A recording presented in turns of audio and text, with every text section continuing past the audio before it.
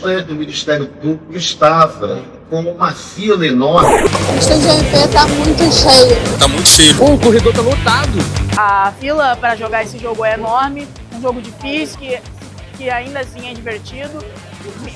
Várias pessoas estão se juntando na fila para jogar. O jogo, inclusive, é concebido e realizado por um estagiário nosso, autista, que fez ali um trabalho espetacular. Sou estagiário no Ministério Público. Minha participação aqui no Ministério Público da Rio Innovation Week, né, foi uma participação maravilhosa, né, como programador do jogo Fiscais da Lei. O jogo, para mim, além de ser um ponto educativo, ele tem que também ser uma fonte de dopamina. Eu um dia sonho em ser um grande programador de jogos, fazer um grande jogo histórico do Rei Arthur. Tudo que eu tenho é agradecer a oportunidade do Ministério Público de me fazer presente aqui.